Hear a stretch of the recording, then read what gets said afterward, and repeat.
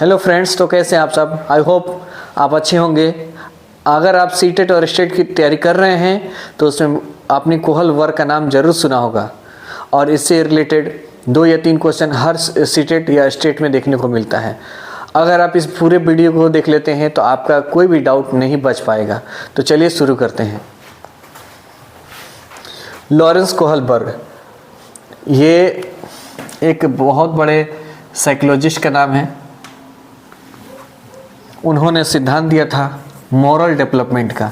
इंसान के अंदर जो मॉरल डेवलपमेंट होता है, यानी उसमें जब व्यवहार वो धीरे धीरे जो सीखता है उसमें जो मोरालिटी आती है ना, किसी को इज्जत करना, बड़ों को इज्जत करना, छोटों को इज्जत करना, सलाम, आदाब, प्रणाम, सत श्री अकाल कैसे बोला जाता है, किसी के गम में कैसे शामिल होया जाता है, किसी के दुख में कैसे शामिल होया जाता है, किसी के खुशी में खुशी कैसे ढूंढते हैं, है ना, कब कैसे रिएक्ट करना चाहिए, समाज में कैसे बैठना चाहिए, समाज में कैसे उठना चाहिए, है ना, सामाजिक जो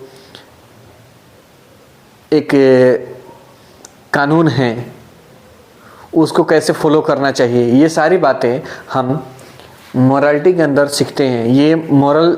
ये हमारे अंदर जो मोरालिटी है एक तरह का एक गुण है, व्यवहार है, बिहेवियर है जो हमें समाज से मिलता है। ये मोरालिटी, ये नैतिकता हम जब बचपन में जब छोटे होते हैं, चाइल्डहुड में ये बिल्कुल जीरो होता है। धीरे धीरे जैसे हमारा ग्रोथ होता है, जैसे जैसे हमारा डेवलपमेंट होता है, जैसे हम बड़े होते हैं वैसे वैसे हमारे अंदर मोरालिटी आती जाती है। बच्चे से अगर आप उम्मीद करेंगे कि वो मेरा इज्जत करे, वो मेरा रिस्पेक्ट करे, वो मुझे माने, वो मेरा कहे हुए बातों को माने, तो ये भूल जाइए। अक्सर आपने देखा होगा घर के बच्चे आपका बात नहीं सुनते हैं, लेकिन जैसे जैसे आप वही काम आप बड़ों को कह दीजिएगा कि वो भाई साहब थोड़ा वो दे दीजिए ना, तो वो बहुत ही जिम्मेदारी के साथ, बहुत ही इज्जत व खलूस के साथ वो आपको देगा वो सामान। लेकिन छोटे बच्चे से मंगा दीजिए, बेगर जिम्मेदारी का, लापरवाही किस्म का जाएगा, उधर रह जाएगा, आइबो नहीं करेगा। तो ये नहीं कि उसके अंदर मॉरल डेवलपमेंट नहीं हुआ है। ये मॉरल डेवलपमेंट बड़ों के अंदर देखने को मिलता है।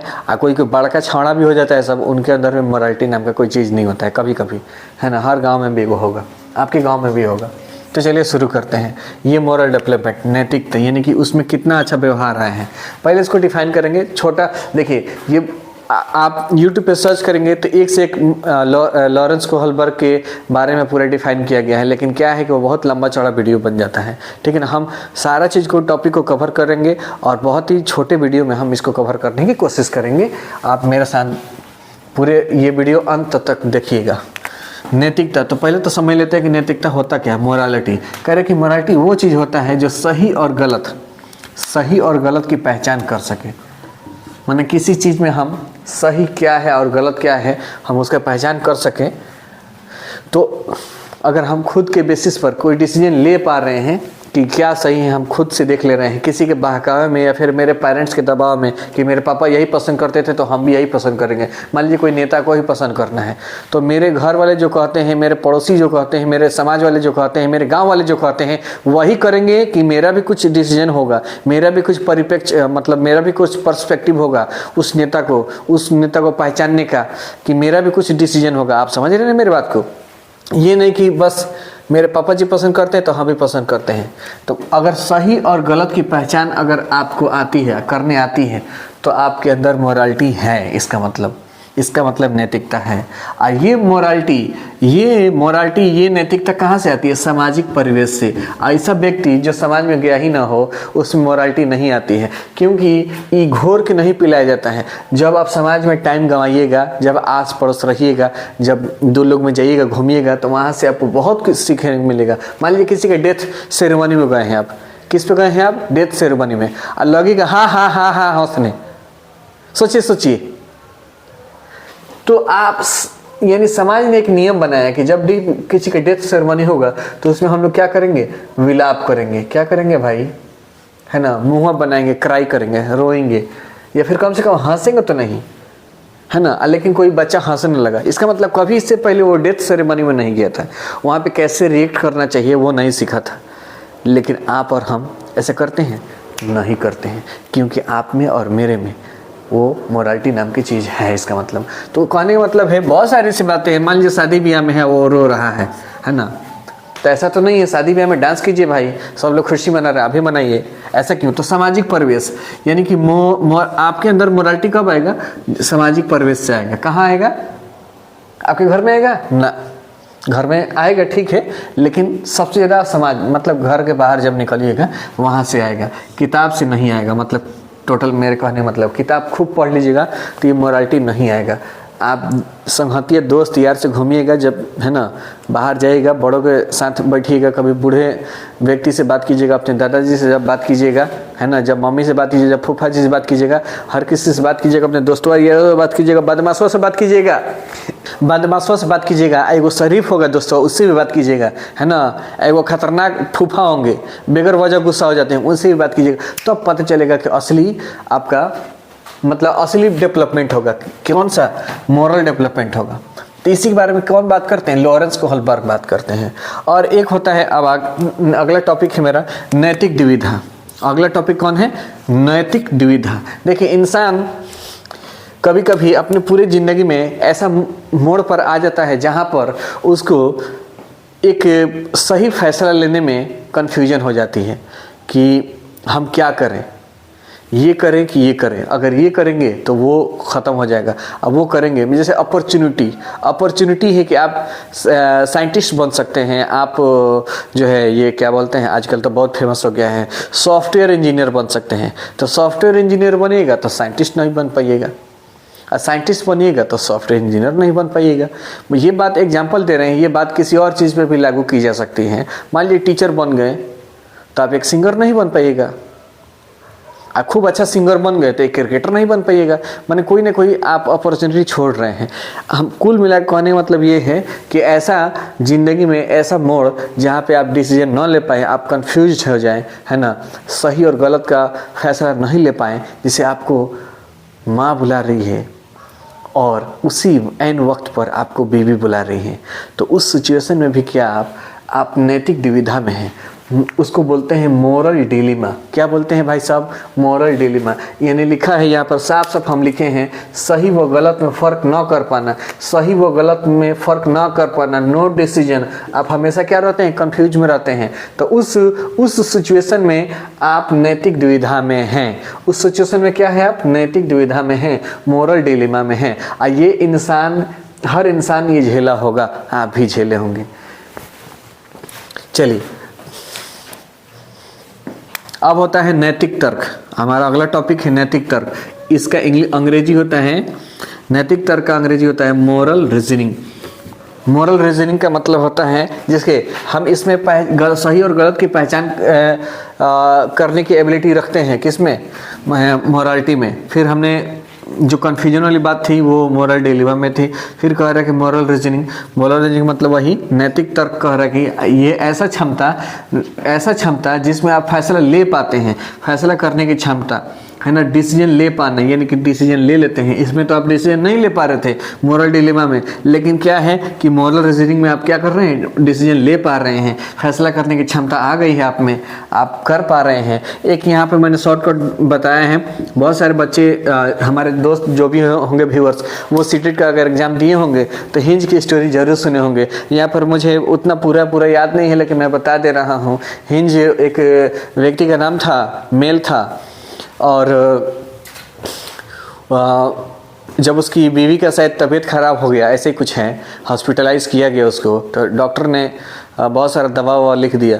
तो पैसा से तो था नहीं, है ना, इकोनॉमिकल कंडीशन बहुत ही ख़राब था उसका, तो बीवी को बचाना था, पैसा भी नहीं था। तो उस सिचुएशन में वो सोच रहा था, एक काम ये कर सकता था कि वो चोरी कर सकता था, दवा को चोरी कर सकता था, तो वाइफ बच जाएगी उसकी।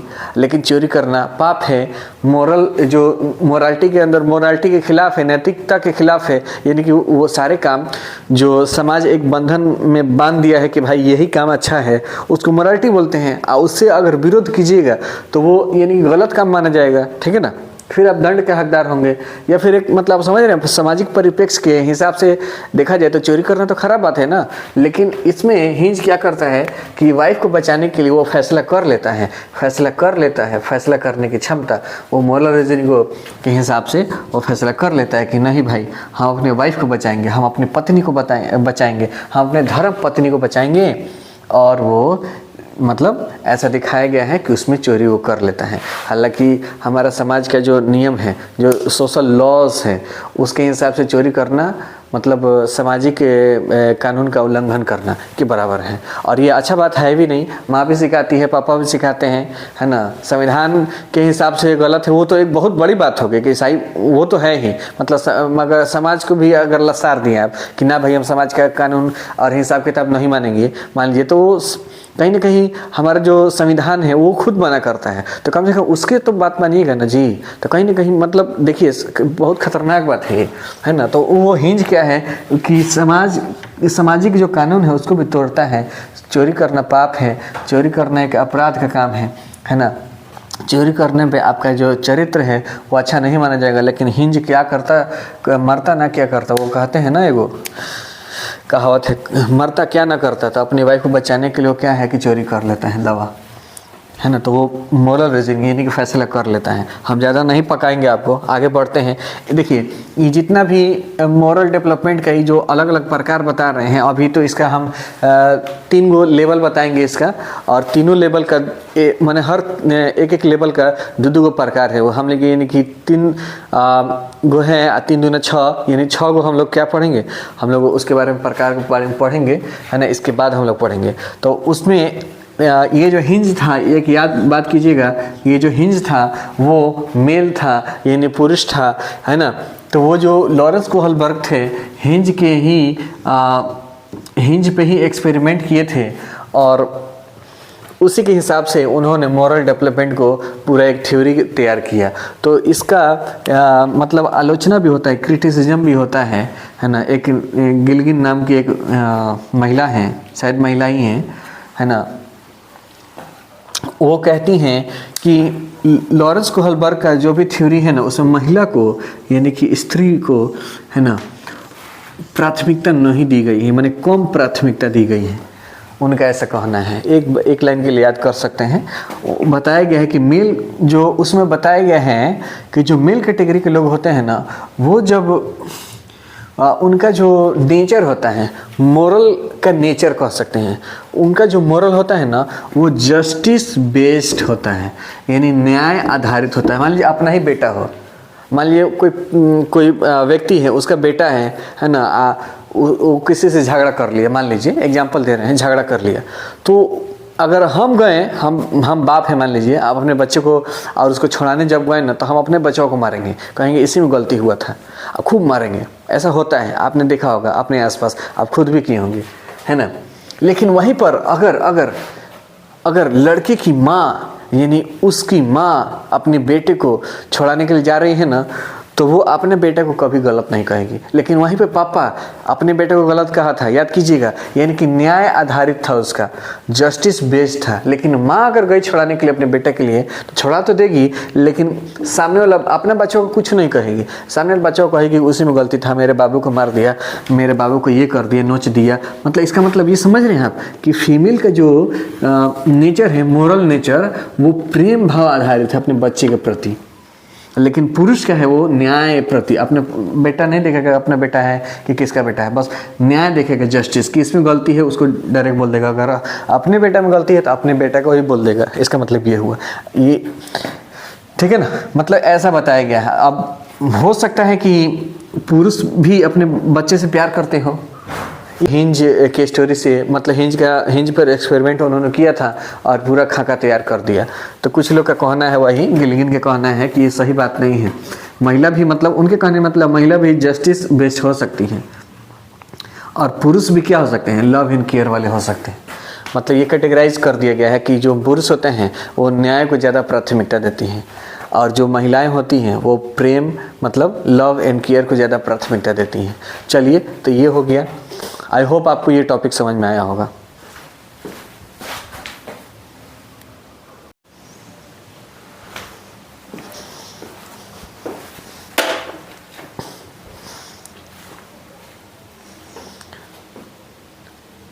लॉरेंस कोहलबर्ग के द्वारा दिया हुआ जो विचार है, जो पूरा खाका उन्होंने तैयार किया था मॉरल डेवलपमेंट के बारे में, उन्होंने 3 गो लेवल बताया था। 2 लेवल यहाँ पे हैं, तीसरा का लेवल इसके बाद में बताऊंगा।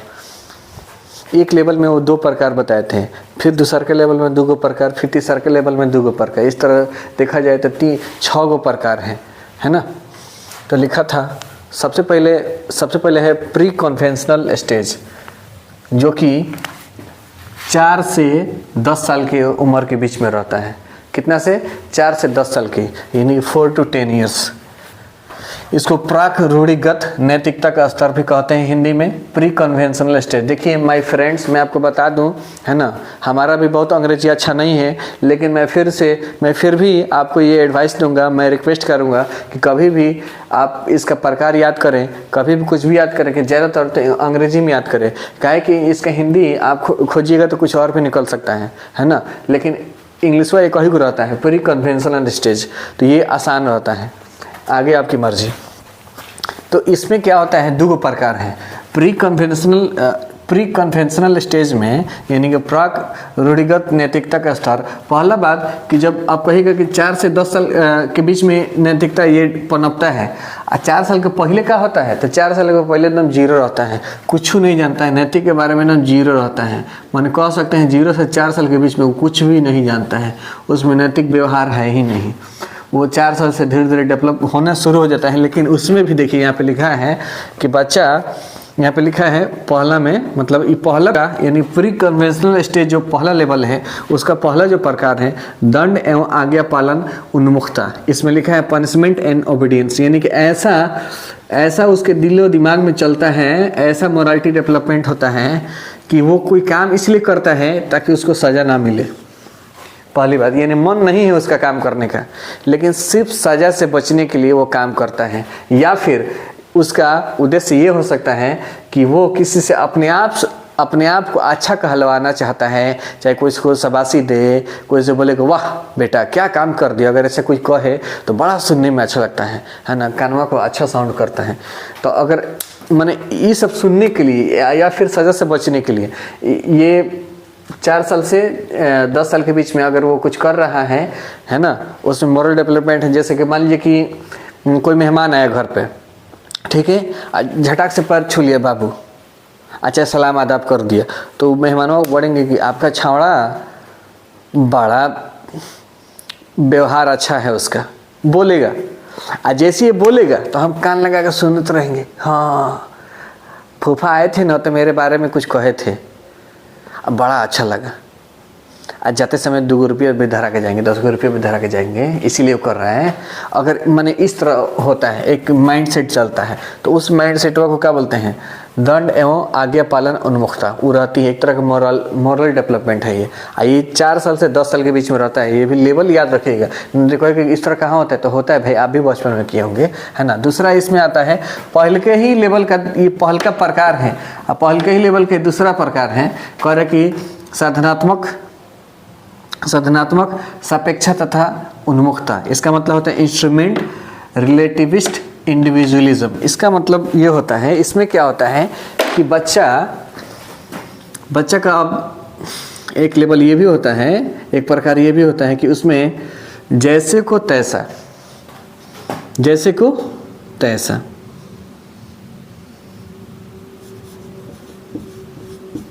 जैसे को तैसा, है ना। आपने बहुत बार बच्चों से देखा होगा, एगो मुक्का मारेगा वो भचाक, तो वो भी मारेगा भचाक, यानी एगो मरला है तो हम एगो मारे भचाक भचाक, है ना। जैसे को तैसा, है ना। अगर वो हेल्प कर दिया तो हम भी उसको हेल्प करेंगे, माने ये नहीं कि हम थोड़ा एक्स्ट्रा कर देंगे, नहीं, जैसे को तैसा एकदम। एक मुक्का ऊ तो एक मुक्का ऊ, भुसुम भुसुम, है ना। इसमें होता है, किसमें याद रखेगा, इंस्ट्रूमेंटल। इस तरह भी ट्रिक्स याद किए जा सकते हैं। इंस्ट्रूमेंट मतलब औजार, कोई उपकरण होता है, उपकरण से ही मारते हैं भचाक भचाक, है ना, जैसे को तैसा।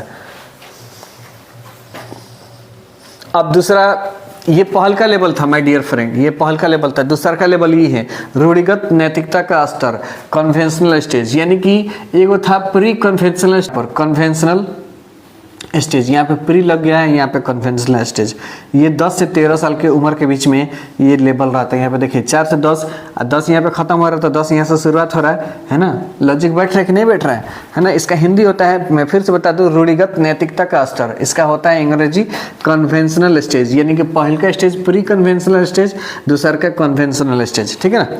इसमें क्या होता है, शॉर्टकट याद कर सकते हैं कि वैसा मोरल डेवलपमेंट होता है जो बच्चा होता है, जो शिक्षार्थी होता है, जो लर्नर होते हैं, है ना।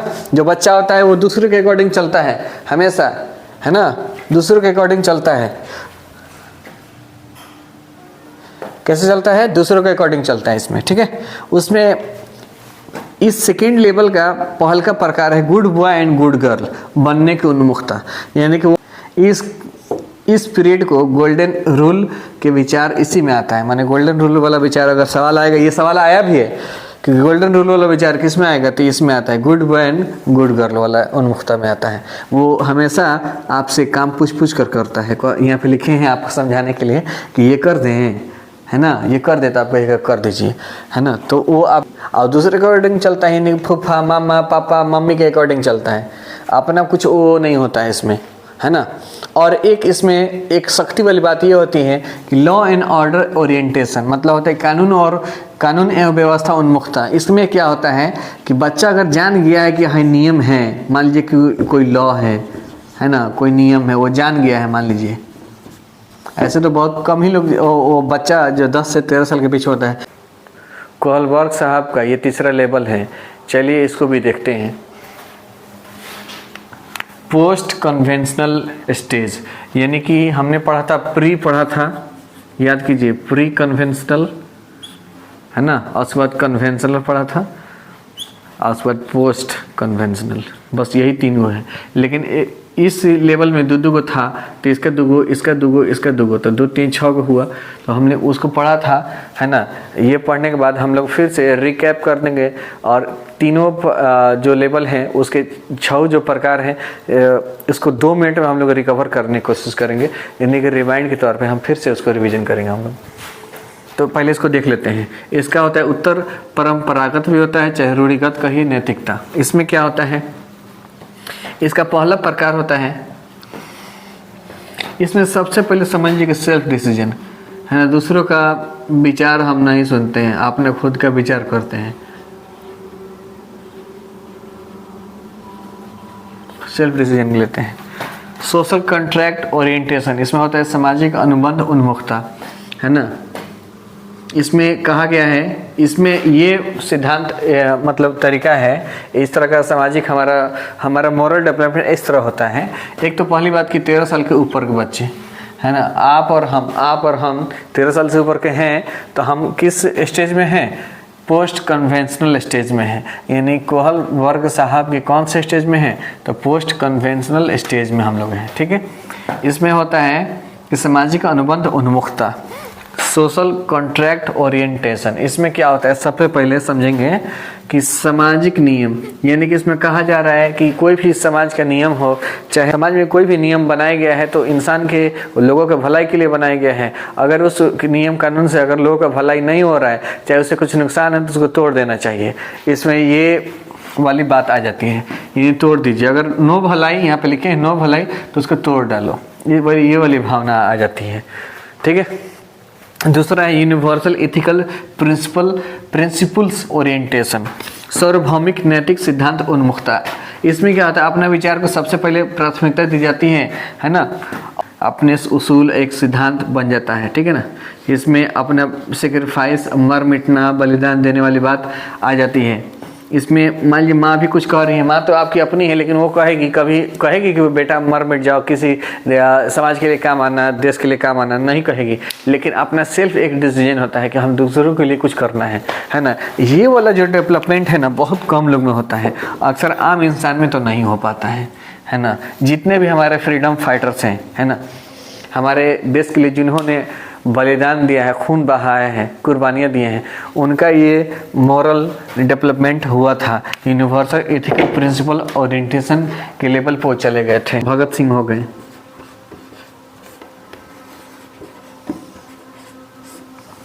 इस तरह चंद्रशेखर आज़ाद हैं, सरदार वल्लभ भाई पटेल हैं, गांधी जी हैं, बहुत से लोग हैं, है ना।